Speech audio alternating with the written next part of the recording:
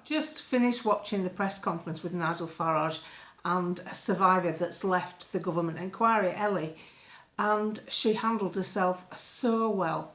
She was so clear and well spoken. She got a point across and she came up with something I thought was really valuable, and it even made Nigel Farage go, wow.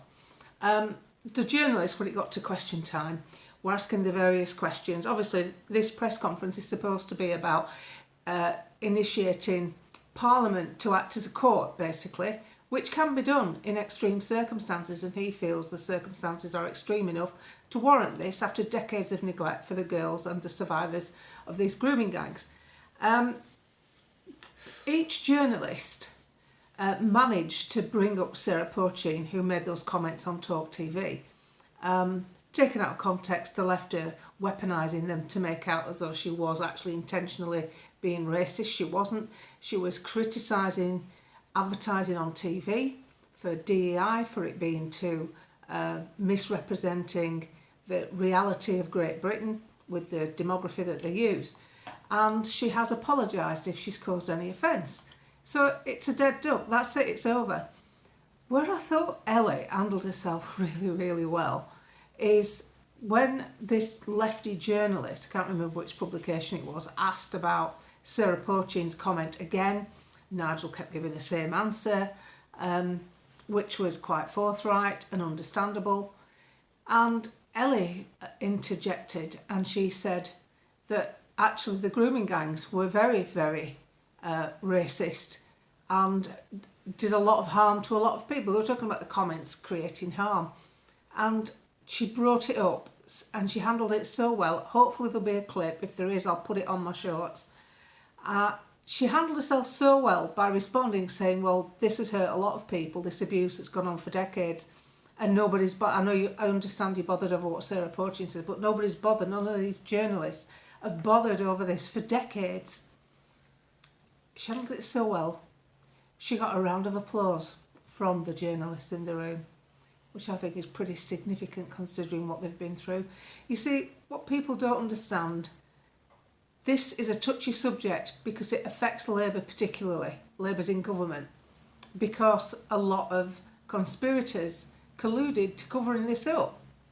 And they don't want to go down that road because they were predominantly done in Labour-held councils, Labour-held seats. So it's not going to be good for Labour, whichever way they handle it. The other thing they've done, it was supposed to be particularly to the gangs, but they've opened the inquiry to a wider net. Therefore, it takes the onus off. It should have been just on the gangs, but they've opened the net up, so it dilutes the process. It makes it look like, oh, some of the girls, the victims of the survivors, have left the inquiry because they don't find it suitable. Oh, look, this 5 still actually accepting it. But these 5 are from another type of abuse. She also mentioned in the questions section that the girls that turn up for the inquiry are being paid £50 an hour. That's a lot of money to some people. A lot of them have mental health issues now after the abuse and can't get regular work.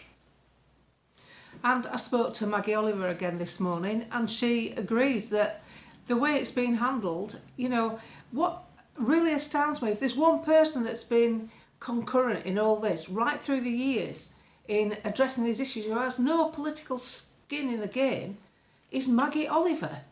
And yet the only politician to pay her any attention is Nigel Farage. Why is that?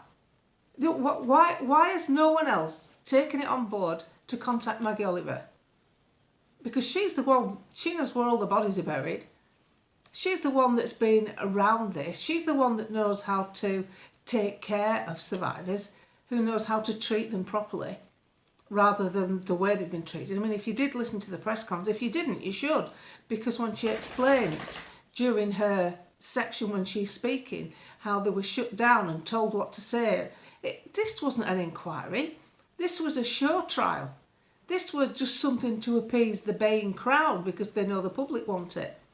And every other journalist asked about Sarah Pochine. This one crass comment was taken as something vile that's going to affect the entire nation. She wasn't complaining about the people that were mentioned. She was complaining about the advertisers who have gone woke, as they say, go woke, go broke, who have concentrated on DEI to the point where it doesn't represent the country.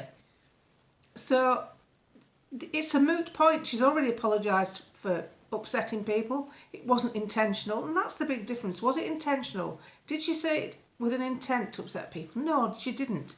She said it in response to a man who'd rung in to Talk Radio. He said he felt underrepresented, yet despite the fact he was white and living in this country, and a lot of his colleagues felt as though they actually were impeded when getting jobs because they were white, because what white people are being portrayed in advertising as lazy and ineffectual.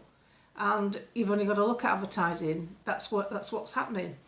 And that's what's happening in TV dramas made by the BBC and ITV, Channel 4. The demography's all skew with because it's not representing reality. It's representing their version of it, the woke, liberal version of what's going on. And people notice it. You've only got to look on the threads, on any of the posts on this on social media, and it's increased Sarah Pochine's popularity because they're taking it in the context she said it, which is, yeah, we're sick of the advertisers. Not sick of the people, sick of the advertisers weaponising the people. That's what they're fed up of. That's what I'm sick of seeing. That's what my husband's sick of seeing. Nothing to do with hating individuals or not liking individuals. The representation, the proportion of representation. Right. And of course, the YouGov poll proved it. 47% of people thought that the minorities were overrepresented in advertising, because they did a poll on it in 2023, and it's got even worse since then. So do try and watch that press conference, and I've put a short up about the Sarah Pochine situation. If we get a clip, I'm sure Reform will clip it, because it's an excellent piece. She, this ordinary young lass that's obviously struggled as a survivor of these gangs, managed to absolutely floor the British press. They were all there, the Times, the Telegraph, the Spectator, LBC, the Express, the Sun, everybody was there, and they actually gave her a round of applause. And all publicity is good publicity on this topic because it's been buried for so long, decade after decade. Nigel Farage has come up with a brilliant idea, which is to use Parliament as a court, which we can do in extreme circumstances, and he considers this extreme circumstances. It's nothing to do with Reform, it's nothing to do with his party. He's actually meeting with the Speaker of the House tonight, and he's going to come up with a plan. The Speaker seems very interested in it, where they can use Parliament. You know, what gets me with this, if the politicians would only listen to his idea, the people that would benefit the most out of this would be the government. Instead of looking like lame ducks kicking the can down the road, they actually look like they were bothered and doing something about it. Instead of just these inquiries, they just take forever. He's actually said there won't be a result in this Parliament. So nothing will come of this government inquiry that they're on with at the moment till after this Parliament. That's insane.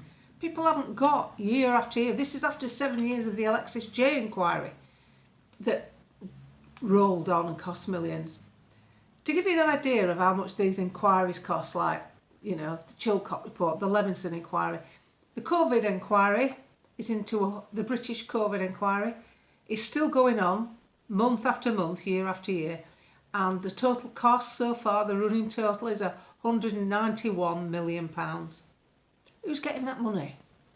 Where does that money go? Because we're paid for it. Where's the money going? Where is £191 million going? It's almost like wealth transfer. So do try and catch the press conference or part of it. I'm sure Reform will clip it on Twitter and Facebook, and I'll get what clips I can and put it on this channel here.